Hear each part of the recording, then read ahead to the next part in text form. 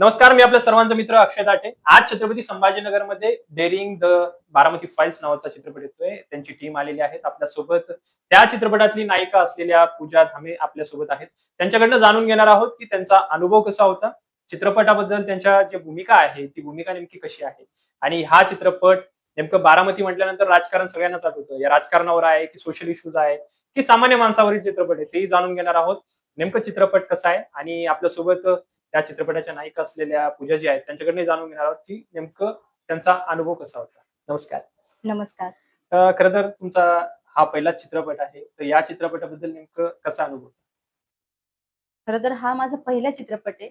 पण याआधी मी भरपूर कामं केलेत, वेब सीरीज केलेत, शॉर्ट फिल्म केलेत, सॉन्ग केलेत. तर त्याच्यामध्ये आणि याच्यामध्ये एवढा काही फरक नाही जाणवला मला. हो, पण मोठ्या प्रोजेक्टमध्ये काम करण्याची संधी मला भेटली. तर त्यातून भरपूर काही मला शिकायला भेटलं. बरं, नेमकं मूळच्या सर्वात पहिले आपण याच्याकडे येऊया, की तुम्ही आता पहिल्यांदा चित्रपटात येत हं, आहेत. अनेक लोकांना तुमच्याबद्दल माहिती नाहीये. हं. तर सुरुवात कशी झाली आणि तुमचं मूळ गाव कोणतं? मूळ गाव माझं जिल्हा नाशिक, निफाड तालुक्यात. त्यात पण एक खेडं आहे उगाव म्हणून. तिथली आहे मी आणि मी पहिले वर्कशॉप वगैरे केले. लहानपणापासूनच ॲक्टिंगची आवड होती मला. म्हणजे शाळेत असताना मी ड्रामामध्ये भाग घे, डान्समध्ये भाग घे, भरपूर हे केले. नंतर मग TikTok आलं. त्यात मग मी छोटे-मोठे रील बनवायचे. पण त्यातून मग एक शॉर्ट फिल्मची ऑफर आली, पण ती नाही केली मी. कारण की भीती होती, छोट्या गावातली मुलगी आहे. घरचे पण म्हणायचे, "कोणी तिथे तुला काही करेन, जाऊ नको." पण मग घरच्यांच्या विरोधात जाऊन मी हा पाऊल टाकला आणि आज इथे आहे, एक फीचर फिल्म करते. बरं, लहानपणापासून तुम्हाला असं वाटत होतं, की मी हिरोईन बनणार आहे असं? की म्हणजे हां. ठरवलं होतं? ठरवलं असं काही नव्हतं, पण मला वाटतं मी 5वी-6वी ला असताना जब वी मेट नावाची फिल्म आली होती. करीना कपूर माझी फेव्हरेट आहे. तर तिचे पोस्टर वगैरे, तिचे सॉन्ग बघून मला असं वाटायचं, की यार मी पण करीना कपूर बनायला पाहिजे. मग अच्छा. तिथून मला आवड झाली. बरं. आता ही TikTok किंवा Instaवर व्हिडिओज हां. बनवताना नंतर मग घरच्यांचा कसा सपोर्ट होता? आणि आता हा चित्रपट पाहिल्यानंतर घरच्यांची प्रतिक्रिया काय? सुरुवातीला तर घरचे जे आपले नातेवाईक असतात, तेच नावं ठेवतात. घरच्यांचा पण कान भरून द्यायचे, की तुमच्या पोरीला कोणी विकेन हा मोठा प्रश्न असतो आपल्या हं. इंडस्ट्रीमध्ये, की मुलीचा कोणी गैरफायदा उचलेल. तर घरच्यांना ती भीती होती आणि नातेवाईक तर नाव ठेवायलाच असतात. आता इथं आले, तर आता सगळे म्हणतात, की पूजाने करून दाखवलं. हं. मग आता थिएटरला जेव्हा मोठ्या पडद्यावर बघतील, तर त्यांचा कसा अनुभव असेल? काय वाटतं? आता ज्यांना चांगलं वाटेल, तर त्यांना चांगलंच वाटणार आहे. जळणारे तर जळणारच आहे सर. मला त्याबद्दल काही म्हणायचं नाहीये. पण आईला, माझ्या वडिलांना खूप प्राउड आहे, की माझी मुलगी इथपर्यंत आली. नातेवाईक खूप नावं ठेवत होते आणि त्यात आमच्यामध्ये जास्त मुली घुंगटमध्येच असतात हं. आणि ते घुंगट न घेता मी इथपर्यंत आले. ते माझ्यासाठी स्वतःवर म्हणजे प्राउड आहे मला, की मी घरच्या समाजाच्या विरोधात जाऊन इथपर्यंत आले. बरं, पहिलाच चित्रपट होता. आता हं, तुम्ही जसं म्हणालात, की चित्रपटाबद्दल, तर मग कसा अनुभव राहिला? किंवा डायरेक्टर कसे होते? आणि चित्रपटाच्या शूटच्या स्टेजवर हं, कसं हं. वातावरण? चित्रपटाचे डायरेक्टर झाले, निर्माते तर स्वतः त्यात मुख्य भूमिका करतायत लीड हिरोचा आणि जयवंत दादा त्यांनी भरपूर सपोर्ट केला मला. कारण की एवढ्या मोठ्या स्टेजवर एक छोट्याशा वेब सीरीजमधून एवढ्या मोठ्या स्टेजवर जाणं ही माझ्यासाठी खूप मोठी संधी होती आणि मला त्या संधीचं सोनं करायचं होतं. मी भरपूर मेहनत घेतली त्याच्यामध्ये आणि जो माझा त्याच्यात रोल आहे ती मुख्य भूमिका केली. एक 20 वर्षाच्या मुलीपासून तर 50 वर्षाच्या बाईपर्यंत मी त्याच्यामध्ये अभिनय केला आहे. खूप मेहनत घेतली आहे मी यासाठी. मला 3-3 तास लागायचे मेकअप करण्यासाठी. मी त्यामध्ये एक आईची भूमिका केलेली आहे. एक बायकोची भूमिका केली. बरं. हं. हा जो अनुभव होता. आता तुम्ही जसं बोललात, की 3-3 तास मेकअपमध्ये राहिलेत. मग पोस्टरवर वेगळं चित्र दिसतंय. आता वेगळं चित्र. अनेक जण म्हणतायत, की प्रोडक्शनमध्ये हीच हिरोईन आहे का? त्याचा पण वेगळाच किस्सा आहे सर. त्यामध्ये मी पूर्णपणे काळी आहे आणि रिअलमध्ये अशी तर लोकांना प्रश्न पडतो, की "ती तूच आहे का?" म्हणून असे हां. विचारतात मला. हो, प्रेक्षकांनो खरंच मी तीच आहे. जवळच्या चित्रपटगृहात जाऊन तुम्ही सिनेमा बघा आणि तेव्हा तुम्हाला कळेल. बरं. आता या चित्रपटाबद्दल अनेक लोकांमध्ये उत्सुकता आहे. तर चित्रपटाच्या स्टोरीबद्दल काय सांगाल? किंवा नेमकं या चित्रपटात काय संदेश आहे? चित्रपटाची स्टोरी अशी आहे, ती एक सत्य घटनावर आधारित आहे. आणि यासाठी आम्ही सगळ्यांनी खूप मेहनत घेतलेली आहे आणि ज्याच्यावर आधारित आहे दादासाहेब जगताप. त्यांनी लहानपणापासून जो संघर्ष केलाय, तो त्यांनी त्यांचं पूर्ण आयुष्य त्यांनी मांडलेलं आहे या चित्रपटामध्ये आणि लोकांना खरोखर एक विचार करणारा प्रसंग आहे त्यामध्ये, की आजकालची पिढी जी आहे, आजकालची जी युथ आपण पण आजकालचे जे हं. काही टेन्शन आलं, डिप्रेशन आलं, की आपण सुसाईड करण्याचा प्रयत्न करतो. खूप टेन्शनमध्ये जातो, खाणं-पिणं सोडून देतो. पण दादासाहेब जगतापनी तसं न करता त्यांचं पूर्ण आयुष्य त्यांनी कसं बदलून टाकलं. त्यांनी म्हणजे पहिली चोरी केली होती तर ती भूक जेवणासाठी केली होती पहिली चोरी त्यांची आणि त्यांच्यावर आरोप होते की त्यांनी 7 हरण मारलेत. पण ते पण त्यांनी नव्हते मारले. त्यांच्या मुलाचं आहे. आता ती मी स्टोरी सांगत नाही. चित्रपटातच बघा तुम्ही ती स्टोरी आता. अच्छा. बरं या चित्रपटाच्या बद्दल जो तुमचा अनुभव आहे किंवा जे स्टेजवरचे किस्से आहेत किंवा एखादा डायलॉग असेल तर आमच्या प्रेक्षकांना सांगा? डायलॉग त्याच्यामध्ये तिचा असा आहे, की जे दादा आहेत त्यांना जे शाकूचं कॅरेक्टर करते मी, ती काळी सावळी होती. त्यांना ती बायको आवडत नव्हती अजिबात. त्यांच्यापेक्षा 10 वर्षांनी मोठी आहे ती रिअलमध्ये आणि आता पण आहे. त्यांना भेटले मी आणि तिचा एक डायलॉग आहे, की नवऱ्याला ती म्हणते, की कोणत्याही बाईला हे बोलताना ती 10 वेळा विचार करते, की जो नवरा आहे तो माझाच असतो. तिच्या नवऱ्याला असा एक डायलॉग आहे त्याच्यामध्ये, की "मालक तुम्हाला जर मी आवडत नसेल, तर तुम्ही दुसरं लगीन करा."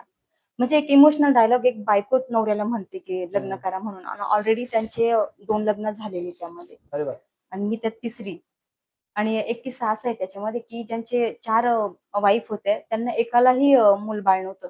ते शाकू नावाची कॅरेक्टर आहे, तिलाच मूल-बाळ झाले आणि ती त्यांची कास्टची असते. ते अदर कास्टचे त्यांचे काही वाईफ आहेत. अच्छा. हं. तर ही रिअल स्टोरी जेव्हा तुम्ही ज्या व्यक्तींवर ही म्हणजे भूमिका निभावतायत आणि हं. त्याच व्यक्तींशी बोलताना किंवा भेटताना मग कसा अनुभव आला? किंवा त्यांच्याकडनं काही शिकायला भेटलं, की कारण की ॲक्टिंग करण्याच्या आधी भेटलात की नंतर भेटलात? पहिले तर मला जेव्हा मला कॉल आला सरांचा, आदित्य सरांचा, यांच्या आधी मी त्यांच्यासोबत एक बैलगाडा नावाची फिल्म केली होती, जी वेब फिल्म होती. तर त्यांनी मला सांगितलं होतं, की "तुला ॲक्टिंग चांगली आहे तुझी, दिसायलाही चांगली आहे कॉन्फिडन्स, तर तुला एक चान्स देतो मी माझ्या मूव्हीमध्ये." पण मी एवढं इझिली घेतलं, की हां, असे येतात म्हणतात. पण त्यांचा एका रात्री मला कॉल आला 2-3 महिन्यानंतर, की "असा-असा प्रोजेक्ट आहे पूजा, त्यात लीड भूमिका आहे, तर करशील का?" तर मी त्यांना पहिला प्रश्न विचारला, की "सर त्यात कॅरेक्टर काय आहे? मला स्टोरी सांगा." तर त्यांनी काही नाही सांगितलं, "तू इथे येऊन सांगतो मी." मग चला म्हटलं एवढी मोठी संधी भेटली तर जाऊया म्हणून मी पण गेले. आणि गेल्यानंतर मला कळालं, की माझी कॅरेक्टर असं-असं आहे, रिअल स्टोरीवर आधारित आहे आणि ज्यांच्यावर आधारित आहे ते माझ्या समोर होते. त्यांच्याशी बोलले आणि जे माझं कॅरेक्टर होतं शाकू, त्या काकूंशीही बोलले मी आणि खरंच खूप सरळ, सिंपल अशी बाई मी कुठेच बघितली नाही, जी काही एवढे तिचे बलिदान आहे. जसं जमिनीचे हिस्से होतात, तसं त्यांनी स्वतःच्या 4ही मुलांची त्यांनी वाटण्या करून दिल्या. ज्या स्वतःच्या जे सवती आहेत त्यांना. म्हणजे त्या तो जो ज्यांच्यावर आपण चित्रपट हं. बनवतोय तो इमोशनल टच होता. बरं आता प्रेक्षकांना हा चित्रपट पाहण्यासाठी किंवा या हां. चित्रपटात आवाहन करण्यासाठी काय सांगाल? मी प्रेक्षकांना एवढंच सांगेल ह्या मूव्हीसाठी आम्ही सगळ्या टीमनी आदित्य सरांनी आमचे जे जगताप आहेत त्यांनी आम्ही सगळ्यांनी खूप मेहनत घेतलेली आहे. तर ही रिअल घटनावर आधारित आहे. मी प्रेक्षकांना एवढंच सांगेल, की तुम्ही ही मूव्ही नक्की जाऊन बघा आणि ज्या दैनंदिन जीवनात आपल्या ज्या घडामोडी असतात, लोकं काय करतात खूप टेन्शनमध्ये काही चुकीचे पाऊल उचलतात. तर दादासाहेबांनी चुकीचं पाऊल न उचलता प्रत्येक गोष्टीला मात देऊन त्यांनी संघर्ष करून स्वतःचं लाईफ एकदम पॉवरफुल बनवलंय. एक जो भूक म्हणून आहे, जी भूक असते आपल्या, त्यांनी त्यासाठी चोरी केली आणि आज तो माणूस करोडपती. बारामतीचा एक गाव त्यांनी सांभाळलेला आहे. बारामती फाईल्स नावाचा चित्रपट येतोय. त्या चित्रपटामध्ये आपला बाल कलाकार आदिराजे गणगाव आहे. खरं तर त्याचे सोशल मीडियावर आपण बघतो Instagramवर खूप सुंदर पद्धतीने शेतकऱ्यांचे प्रश्न असतील त्यावर व्हिडिओज असतात आणि नुकताच त्याला चित्रपटात सुद्धा संधी मिळाली आहे. नेमकं चित्रपटाबद्दल त्यांनी बाल कलाकार म्हणून कशा पद्धतीने भूमिका केली आहे तेही आपण जाणून घेणार आहोत त्याच्याकडनं. खरं तर तुझं स्वागत आहे. नमस्कार. काय सांगशील तू चित्रपटामध्ये काम करतोय. पहिल्यांदाच तुला संधी भेटली आहे, तर कसा अनुभव होता? शेतातून 7 वर्षा अगोदर शेतातून शेतकरी पुत्र म्हणून जो प्रवास सुरू केलता, तो आज मोठ्या थिएटरपर्यंत पोहोचलाय. खरंच खूप आनंद वाटतोय. कारण की बापाने जे स्वप्न पाहिलंय ते आज पूर्ण झालंय. खूप आनंद वाटतोय.